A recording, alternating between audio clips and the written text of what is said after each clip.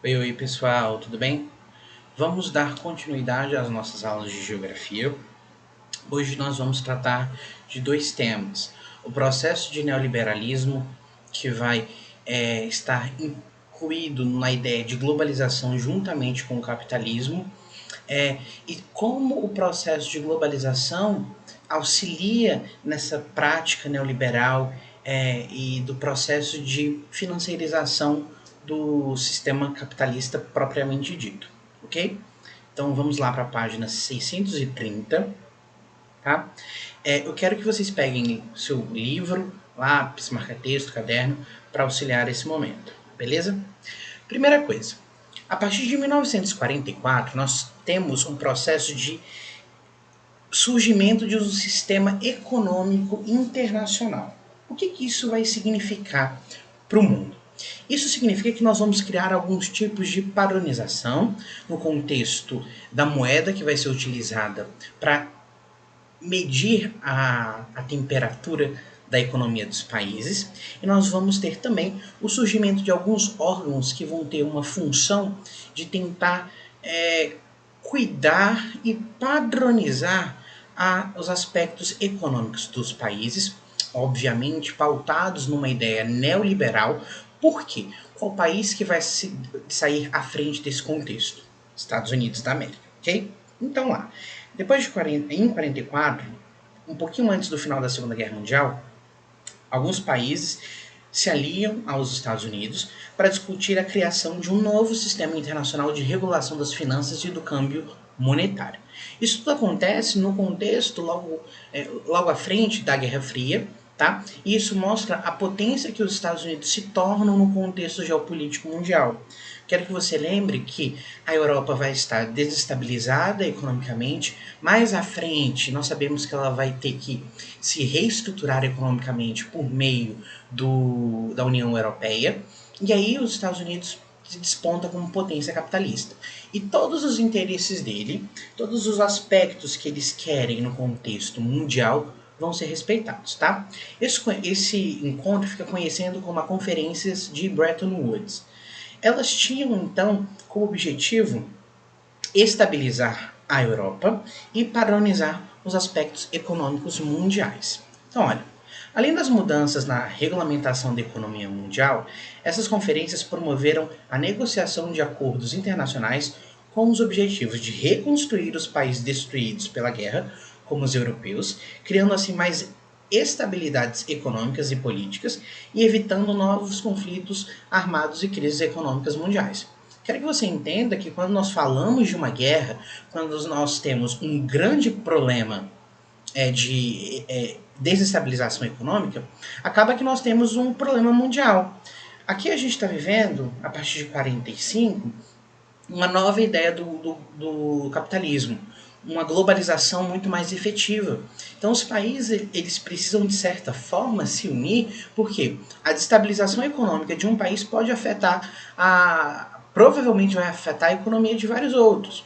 A gente entende que nesse mundo globalizado, nessa economia globalizada, nós precisamos ter estabilidades tanto políticas quanto econômicas. Porque desestabilização política causa, muitas vezes, destabilização econômica. Eu posso dar um exemplo para vocês aqui que veio na minha cabeça agora, que é o Brasil, né? Destabilização política causa destabilização econômica. Eu estou me referindo aos problemas políticos que nós estamos tendo há mais de 8 anos no que diz respeito à economia brasileira, tá? Então, essas negociações nas conferências de Bretton Woods vão resultar na criação do Banco Mundial, cuja principal instituição é o BIRD, Banco Internacional de Reconstrução e Desenvolvimento, que vai estar ali com o objetivo de auxiliar principalmente os Estados Unidos, auxiliar a Europa, e o FMI, Fundo Monetário Internacional, assim como a adoção do padrão monetário dólar-ouro, quando a gente fica atento ao valor, por exemplo, do dólar, tem tudo a ver com o que acontece aí nessas conferências de Bretton Woods, que estabeleceram o dólar como a moeda padrão para transações econômicas. Então, o Banco Mundial foi criado com o objetivo de realizar empréstimos para que países europeus se reconstruíssem e, em paralelo, para que países pobres obtivessem formas de se desenvolver atreladas aos Estados Unidos, tá? Então, Estados Unidos como principal representante desses órgãos, a pauta neoliberal dos Estados Unidos, vai estar inserida nos ideais dessas negociações, entendem? Então, quando a gente fala do contexto de empréstimos para auxiliar essa reconstrução e influenciar também na agricultura moderna, todas essas atividades elas estão atreladas ao que os Estados Unidos queriam que acontecessem no mundo. Lembrando que a gente está falando de um contexto da Guerra Fria. Então, essas atividades elas também tem muito a ver com a ideia e o objetivo de manter o sistema capitalista cada vez mais forte, tá? Portanto, essas ações do Banco Mundial estavam diretamente vinculadas à expansão da industrialização, pois tais empréstimos se destinavam a exportar o modelo de negócio dos Estados Unidos para o restante do globo. Aqui você tem um contexto muito claro de conquista da hegemonia estadunidense, criando condições para a operação de grandes empresas multinacionais com participação de capital norte-americano que utilizava a infraestrutura de energia, transporte e comunicação nestes países. Aqui a gente entende que nenhuma dessas práticas são porque os Estados Unidos são bonzinhos e eles queriam salvar o mundo. Não. Tudo isso tinha um interesse econômico muito claro de expansão das transnacionais estadunidenses que utilizavam todas as estruturas que tinham nesses países, tá? Em relação ao FMI, ele foi criado para garantir a estabilidade monetária, padronizando os valores correspondentes entre as diferentes moedas nacionais, de modo que a confiabilidade no mercado, no comércio internacional e sua expansão fossem assegurados. Aqui é essa padronização, quando a gente analisa o valor do dólar, por exemplo, e a gente descobre que o dólar está em tal valor, e tem que ter essa correspondência entre o valor do real e o valor do dólar. Então, por exemplo, vamos aqui. Quanto que está o dólar hoje, dia 29/4, desculpa. Valor dólar hoje. Quanto que está o dólar hoje? O dólar está R$ 5,34. Isso significa que nossa moeda está desvalorizada em comparação ao dólar. Entendi isso? Então, o FMI ele vai ter como função padronizar isso. Além disso, a gente tem uma questão interessante. O fundo deveria auxiliar os países que, por curtos períodos, encontrassem dificuldades para manter a estabilidade de suas moedas, de acordo com os compromissos assumidos em torno do padrão dólar-ouro. Tá? A gente vai entender que tem um probleminha aqui, tá? Então, quando eu tenho essa integração internacional da economia e dos diversos acordos firmados entre os países capitalistas, em 1989, alguns economistas de instituições financeiras em Washington, elas vão formular um conjunto de regras básicas que ela vai ser chamada de Consenso de Washington. Este consenso são as regrinhas que são criadas para promover ajuste macroeconômicos nos países em desenvolvimento, com problemas financeiros devido à crise de 1980. Se você lembra da aula de história, e a gente também já viu isso lá na primeira série, a década de 80, no caso do Brasil, ela é conhecida como a década perdida, uma década de crise econômica absurda, tá? Então, esse consenso de Washington, a partir de 90, ele segue a cartilha do FMI, ok? Então, para ajudar monetariamente esses países subdesenvolvidos em desenvolvimento, os países que pedem, eles devem se adequar a algumas regras estipuladas por esse consenso de Washington. Então, para eu receber esse dinheiro, eu tenho que seguir algumas regrinhas, tá? Essas regras elas estão associadas, obviamente, às práticas neoliberais. Então, quando a gente pensa nessas regras, nós temos, primeiramente, as privatizações, que visavam reduzir a participação do Estado na economia com a venda de empresas públicas para o mercado privado. Nós sabemos que isso aconteceu no Brasil. Segue aqui. Abertura comercial, que pretendia abolir ou reduzir tarifas alfandegárias e outras formas de protecionismo comercial, com o objetivo de aumentar as importações e as exportações. Lembrando que, quando a gente fala de protecionismo, existem muitas práticas de proteger a economia de um país. Por quê? Porque o mercado interno ele não consegue competir com aquelas grandes transnacionais. Professor, elabora aqui. Se você tem uma... Vamos pensar no contexto do momento que nós estamos vivendo, do coronavírus. Existe um movimento de apoiar pequenas e médias empresas. Por quê? Porque essas empresas elas não conseguem competir de igual para igual com grandes empresas, com empresas transnacionais. Então você tem o mercado do bairro, por exemplo, e você tem o Extra, o Carrefour. Essas duas empresas são exemplo de transnacionais que elas conseguem resistir por mais tempo a uma crise econômica. Já os pequenos e médios empresários, eles não têm essa facilidade. Então, entende que tudo que nós analisamos, a gente precisa ter cuidado para a gente de fato entender que essa abertura comercial muitas vezes tem essa função. A reforma fiscal, que tinha como objetivo simplificar, reduzir drasticamente os impostos cobrados das empresas para que elas aumentassem os lucros, ganhassem competitividade e passassem a atrair mais investimentos. Eu quero que vocês entendam que quando a gente fala de todas essas características neoliberais e a gente adentra o processo de globalização, muitas vezes a gente tem uma preocupação em manter a economia e de auxiliar grandes empresas. Quando você pensa no aspecto social, você vai entender que existe um objetivo de redução desses auxílios. Vamos aqui no próximo tópico. Redução do custo do Estado. Quando a gente pensa, qual que é o objetivo principal do Estado no contexto social? Tá? Pensa que ele tem que ajudar principalmente a população mais pobre. Só que quando a gente tem uma prática neoliberal e uma prática dentro desse mundo globalizado e desigual, as coisas não funcionam bem assim. Então, eu tenho que enxugar a estrutura do Estado, reduzir seu custo por meio de corte de funcionários, redução de salários, reformas na sua estrutura, terceirização de seus serviços, entre outros. Isso aconteceu muito no Brasil e ainda está acontecendo, tá? Isso tudo acontece com a ideia de enxugar o Estado e levar tudo para a mão do mercado. Ok? Disciplina fiscal, efetuada pela adoção de políticas econômicas que garantiam que o Estado gastasse menos do que arrecadava e pela flutuação do preço do dólar e das taxas de juros de acordo com o mercado, sem intervenção do Estado. Aqui eu retiro a intervenção do Estado que ele pode fazer para controlar, por exemplo, o preço do dólar. Isso acontece em vários lugares e aconteceu no Brasil recentemente. O Estado injetando dólar para tentar fazer o quê? Reduzir o preço dele. Desregulamentação do mercado de trabalho. Foi alteração em leis trabalhistas que retirou ou reviu os direitos trabalhistas, tá?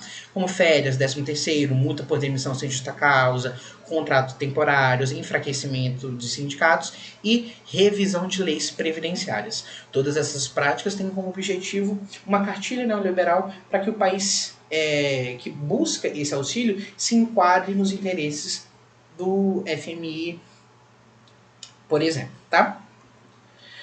Seguindo aqui, com todas essas ideias que nós temos de neoliberalismo, ele facilita toda a prática da globalização. Agora, é importante nós entendermos o que é a globalização. A gente fala que a globalização tem a ver é a internet. Tá? Não, ok? De forma alguma. A ideia de globalização é extremamente mais complexa do que apenas a forma com que nós estamos tendo essa aula. Isso não significa que a internet não seja um fator importantíssimo no contexto da globalização. De forma alguma. Ela é fundamental nisso. A troca de informação, de conhecimento, de capital, ela se torna muito mais efetiva utilizando esse meio de comunicação que a gente está vendo aqui. Então, vamos dar uma lida aqui. Então, esse termo ele vai ser caracterizado, vai ser utilizado para caracterizar as forças que explicam os atuais sistemas econômico, político, social e cultural. É importante que você entenda todos esses e eu sempre destaco o aspecto cultural dentro do contexto da globalização. Pensa como que nós consumimos e como nossa cultura ela é extremamente relacionada a essa ideia de globalização. Como a nossa cultura ela é modificada quando a gente tem acesso a essa diversa ideia de globalização e troca de informações. Então é um termo que se refere a algo muito mais complexo do que simplesmente a internacionalização do capitalismo. É mais complexo do que entender o capitalismo de maneira internacional, ou a sua disseminação pelo planeta por meio da instalação de indústrias e serviços de empresas multinacionais. Não, mais complexo que isso. Na globalização, quando eu penso no processo produtivo, tá? A produção desse celular aqui que a gente vai ver, acho que no próximo slide, um mapinha que vai explicar o processo de formação disso aqui. Existe uma integração de lugares situados em vários países diferentes, de acordo com as vantagens econômicas que cada um deles oferece. Então, quando esse celular ele é montado lá na China, não é porque não tinha o que fazer. Não tinha onde, não tenho nada para fazer, vou montar o celular lá na China. Não, de forma alguma. É porque lá na China existe algum elemento que faz com que seja melhor eu montar esse celular lá do que montar nos Estados Unidos ou no Brasil. Ok? Por exemplo, a produção de automóveis de forma fragmentada, a decisão sobre suas características, seu design, os materiais que serão utilizados em sua fabricação, onde eles serão comercializados e por qual preço. Tudo é decidido nos países centrais, okay, na sede das grandes corporações, assim como as pesquisas científicas mais avançadas que irão orientar a produção. Depois que os países centrais determinam tudo isso, a manufatura das peças é encomendada a outras indústrias espalhadas pelo planeta. E a montagem final ocorre tanto no local onde os automóveis serão comercializados, como em países que têm políticas que favorecem a produção e a exportação, reduzindo os custos finais e ampliando as margens de lucro. Matou isso aqui. Quando você pensa, então, que depois que o país central tem toda essa ideia, ele leva o processo de manufaturação, o processo industrial para outros lugares do país, do mundo, e o processo de distribuição para isso ocorre também de outras formas e principalmente para países que reduzem, por exemplo, tarifas para exportação de determinado produto. Tudo isso que acontece tem como objetivo reduzir o custo final do produto e aumentar a margem de lucro. Você tem que entender que eu não estou me referindo a um produto, tá? Obviamente, se eu fosse fazer um único produto é muito caro. Mandar lá para a China, depois vai para outro lugar, depois pega para componente de outro lugar para montar. Não, a gente está falando de um contingente de produtos imenso. Quando eu penso nesse contingente de determinado produto em larga escala, é muito mais barato eu correr o mundo todo. Então, esse mapinha aqui, ele fala sobre a linha de produção de um iPhone. Então, projeto, o roxinho, Estados Unidos. Aqui eu tenho extração e transformação de amarelo, tá, pessoal? Extração e transformação de matérias-primas. Então, eu preciso de vários materiais para produzir um celular. Eu preciso de ouro, lítio, cobre, cobalto, prata, bauxita, entre outros.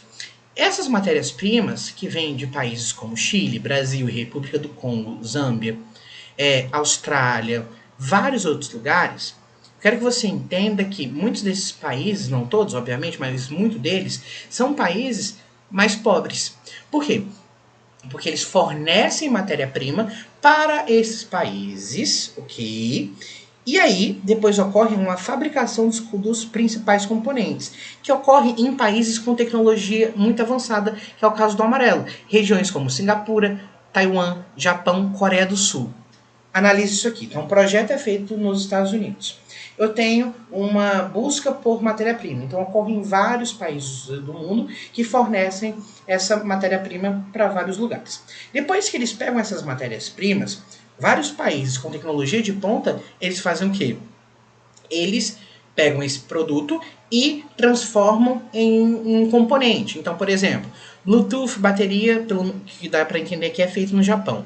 Memória, processador feito na Coreia do Sul.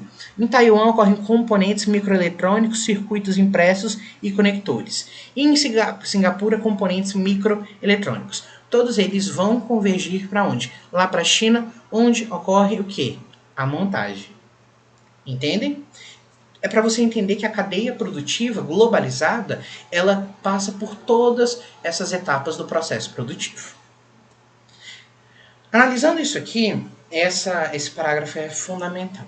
Olha aqui. Os grandes avanços dos sistemas de comunicação e transporte, da ciência e da tecnologia, associadas à prevalência do sistema capitalista em praticamente todos os países, sobretudo com base às variáveis financeiras e informacional, possibilitaram transações econômicas na escala global. Contudo, sua efetivação apenas foi possível por meio de uma base concreta material, possibilitada pelos grandes sistemas de engenharia como os portos, ferrovias, rodovias, dutos, cabos, satélites, navios, trens, caminhões e aviões, e de uma base imaterial, que são os fluxos. Então tudo aquilo que eu falei, ferrovias, rodovias, dutos, você pode entender como os fixos. E os fluxos de informação baseados em pulsos elétricos, sinais luminosos que percorrem essas fibras óticas, os códigos binários que transitam pela internet e os computadores que transmitem comandos. É muito importante você ter essa ideia de fluxo e fixo, tá? Você tem um fluxo que é fixo, que é toda essa estrutura, por assim dizer, e o fluxo que é tudo isso que está passando, correndo dentro desses fluxos. Beleza? Esses avanços dependem também de decisões políticas, de definições de escolhas tomadas pelos países que têm liberdade para definir como abrir sua fronteira para os fluxos internacionais. Então, quando a gente fala de abrir a fronteira para o fluxo internacional, é como o país recebe tudo isso. O país ele é mais aberto ou o país é mais fechado para a entrada de todos esses fluxos que estão vindo. Então, quando a gente fala de liberdade da internet, tem muito a ver com isso. Tem países em que a internet é extremamente controlada e países em que a internet é muito mais livre. Nós temos países que recebem produtos de fora com muito mais facilidade e existem outros países que são mais fechados nesse contexto aqui. Beleza? Agora, muita atenção, que essa é a parte mais importante. Porém, tá? Tudo isso que a gente falou, de fixos, de fluxos, de rapidez nas informações, tudo chegando por meio dessa internet, dessa fibra ótica, ela é desigual no planeta Terra. Olha aqui. Os fluxos parece trava-língua, né? Os fluxos e fixos que possibilitam a globalização estão dispersos e organizados em redes, sendo comandadas por determinados centros de poder, emissores de ordens para o resto do mundo. A gente tem uma ideia de que o mundo está todo literalmente conectado. A gente vai ver que não é bem assim. Esses lugares correspondem aos lugares do mandar, enquanto os demais, isto é, aqueles que executam as ações, respondem aos lugares do fazer. Mandar, Estados Unidos, fazer, Brasil, por exemplo. O Brasil ainda está bem nesse contexto, tá? Vamos pensar em países como Serra Leoa, República Democrática do Congo, Haiti. No contexto geopolítico mundial, quem são esses países, tá? Porque a gente fala muito do Brasil, mas a gente tem que entender que para alguns contextos nosso país é um paraíso. Tá? Oitava maior economia do mundo ainda. A gente tem uma estrutura, em alguns aspectos, muito funcional. Em outros lugares as coisas são muito mais difíceis e piores do que aqui. Tá? Então, toda essa questão que a gente fala dos lugares que Mandler faz é uma dimensão geográfica do fenômeno da globalização. Lugares que comandam e lugares que obedecem, fragmentando os territórios entre espaços luminosos, aqueles com concentração tecnológica, mão de obra especializada e grande volume de capital. Dos espaços opacos, aqueles que trabalham na operação da produção ou atuam como consumidores dos bens e dos serviços produzidos pelos polos do sistema. Tá? Aqui é muito bom quando você analisa uma foto aérea da internet, uma foto aérea que mostra as luzes dos países. A gente percebe que alguns lugares do mundo eles são escuros e outros lugares brilhantes. Tá? Você fala, nossa, que bonito todas essas luzes. No contexto geopolítico e no contexto dessa globalização, essas luzes elas representam o quê? As desigualdades. A globalização, o capitalismo e o espaço geográfico. Tudo isso interligado nesse contexto aqui. Então, quando a gente pensa no espaço geográfico atual, a gente sabe que é o do mundo globalizado. É marcado pela construção da fluidez de informação, tudo muito rápido, de bens e até de algumas pessoas. Sobretudo, estas que se submetem aos comandos das grandes corporações que têm como objetivo aumentar mercados, explorando quem? A mão de obra, além de obter lucro por meio do capital especulativo das aplicações financeiras que transitam por diferentes fundos de aplicações e bolsas de valores em escala global. Aqui eu vou fazer um paralelo com a aula de atualidades que nós falamos, por exemplo, sobre os serviços de delivery no Brasil. Você consegue fazer essa relação, essa conexão? Quando a gente pensa nesse mundo globalizado, capitalista e do espaço geográfico que nós estamos inseridos, nós percebemos essa desigualdade. É fácil você perceber tudo isso. E essas pessoas que trabalham por esse serviço de delivery, a gente percebe que eles estão excluídos e à margem da sociedade em alguns aspectos. E tudo isso facilitado por uma pauta política e econômica, que exige menos Estado, fim de barreira comercial e livre circulação do lucro, preceitos do neoliberalismo econômico. Então você entende que o espaço geográfico mundial globalizado atual, ele é pautado pelos ideais neoliberais.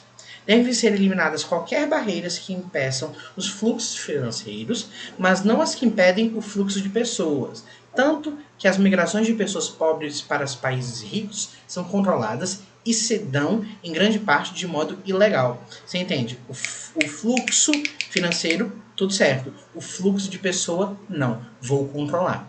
Tá? E aqui também se observa a resistência de muitos países em acolher refugiados oriundos de territórios em conflitos. Isso é interessante, né? Mas enfim, você percebe que essas pessoas que são refugiadas, elas são refugiadas muitas vezes em países que os conflitos são causados pelos países que comandam o mundo. Entende o que eu quero dizer? Então você tem Europa, Estados Unidos incentivando os conflitos em vários lugares do mundo para conseguir recursos naturais, e o quanto tem esses refugiados não é mais o meu problema, se vira aí refugiado. Com isso, é possível dizer que o processo de globalização fomenta a desregulamentação das economias nacionais, que devem se abrir para os fluxos internacionais, reduzindo a participação do Estado na economia, seja por meio de privatizações, pela redução de políticas públicas que garantem o sistema, toda aquela política de bem-estar social, que é baseado no sistema público de saúde, de educação e de amparo ao cidadão. Eu quero enxugar o máximo, reduzir cada vez mais o papel do Estado e deixar tudo por meio dessa internacionalização do sistema capitalista. Além disso, a intensificação dos fluxos financeiros e a consequente interdependência dos mercados tornam as economias nacionais mais vulneráveis às crises financeiras globais. Por quê? Porque eu tiro o aspecto individual, por assim dizer, do país e eu coloco num contexto globalizado, num contexto de economia interligada. Por esses motivos, afirma-se que o processo de globalização vem vem produzindo um enfraquecimento do Estado. Por quê? Está tudo tão interligado, é tanta internacionalização da economia, são tantas transnacionais comandando os interesses dentro do país, que o país ele perde sua individualidade, por assim dizer, tá? Deixa de ser um país e ele está inserido nesse contexto global. Melhorou? Ficou claro? O fato é que a mobilidade da globalização é restrita aos fluxos financeiros, às mercadorias e a algumas pessoas. Jamais todas as pessoas. Refugiado no meu país. Pra quê, né? Ironia aqui, tá? Pois muitos lugares não estão inseridos nessa rede global. E boa parte das pessoas estão excluídas dentro desse sistema. Quando a gente pensa, por exemplo, né, no contexto que a gente está vivendo atual, do coronavírus, e a gente ouve falar da galera que está excluída dessa vida. A galera, as pessoas que são moradoras de rua. Aí fala, você tem auxílio, direito a um auxílio que você vai fazer por um aplicativo do celular. Se a pessoa não tem nem celular, ela não sabe nem o que é esse auxílio, ela não está inserida nesse contexto aqui. É muito triste quando você imagina que, por mais problemas sociais que nós estejamos passando, algumas dificuldades financeiras que todos nós estamos sujeitos, existem pessoas que estão tão à margem da sociedade que elas nem entendem o que está acontecendo. Existem pessoas que são tão excluídas que elas não são mais seres humanos. Eu tiro dela a internet, eu tiro dela o acesso à informação e ela perde a humanidade. Ok? Então, olha, mesmo aquelas que vivam em cidades intensamente tecnificadas, das quais partem e chegam os mais variados fluxos, que são as cidades globais. Dá uma olhada nesse gráfico aqui, que fala sobre o acesso à internet. Então, você tem uma população mundial de aproximadamente 7,4 bilhões de pessoas. Cobertura móvel atingiria apenas 7 bilhões de pessoas. Telefones móveis, 5,2 bilhões. Total de usuários de internet, 3,2 bilhões. Internet de alta velocidade, 1 bilhão. 3,2 bilhões de pessoas com internet. E o resto? Cadê? Analisa aqui. Detalhes da população sem acesso à internet. Só na China aqui, você teria 755 bilhões de pessoas. E aí você tem vários países aqui falando, ó, Estados Unidos, 51 milhões de pessoas sem acesso à internet. Entendeu? Total de acessos 3,2 bilhões de pessoas. É interessante você analisar isso, né? É um dado interessante para você pensar. Então, os gráficos demonstram que apesar de a telefonia móvel estar bastante difundida pelo globo, o acesso a esse serviço ainda não é universal. Já o acesso à internet ainda não atingiu 50% da população mundial. 50% da população mundial ainda não é atingida pelo contexto da internet, internet do dia a dia. Percebe essa desigualdade? Então, quem é essa pessoa que está fora desse contexto globalizado? Quem é ela? Pense nisso. Então, quando a gente pensa nessa ideia globalizada, acho que essa aula está ficando grande demais, né? Mas vamos seguir, já está quase acabando. Além disso, o desemprego é uma das grandes preocupações do trabalhador no mundo globalizado, uma vez que as condições técnicas favorecem a transformação das plantas das fábricas, resultando em uma ameaça ao emprego, já que as grandes empresas poderiam decidir fechar as portas ou deixar de comprar insumos de determinado lugar porque encontrou outro que é mais vantajoso economicamente. Existe muito essa prática de instabilidade econômica para essas pessoas, principalmente para o trabalhador. A gente não está falando aqui do impacto nessas grandes empresas, a gente está pensando na população mais fraca. Se uma empresa está aqui no Brasil, uma empresa que monta algum tipo de carro, algum tipo de produto, por exemplo, e as condições ficam ruins, por exemplo, na cabeça deles, eles vão para outro lugar com condições mais baratas. E a população daqui faz o quê?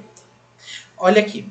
Isso foi o que aconteceu em algumas cidades americanas como Detroit, onde se concentravam grandes indústrias automobilísticas. Eu estou dando aula disso para a segunda série.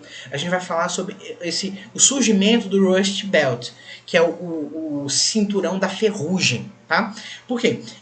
Lembra que a indústria, a agricultura estadunidense é marcada pelos aqueles que a gente chama de belts, os cinturões? Então, na região de Detroit, você tinha uma concentração de empresas automobilísticas, tá? O que acontece? Essas empresas, elas fecham as portas e, basicamente, o lugar se tornou uma cidade fantasma. Essas empresas, elas foram principalmente para onde? Para a China. Aí você vai falar assim, ai, professor, mas a China ofereceu melhor condição de trabalho para a empresa, tá tudo certo.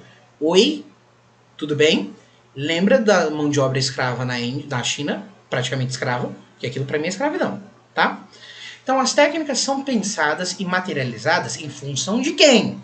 Do mercado, do lucro e jamais vai beneficiar a população. Por exemplo, no planeta existem recursos suficientes para eliminar a fome. A gente já discutiu isso quando a gente falou de agricultura. Mas o fenômeno da fome segue presente. Então nós temos fome, por quê?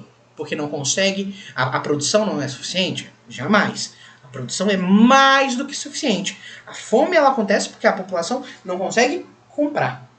A finalidade do capital é de se reproduzir e gerar mais capital para renovar seu investimento.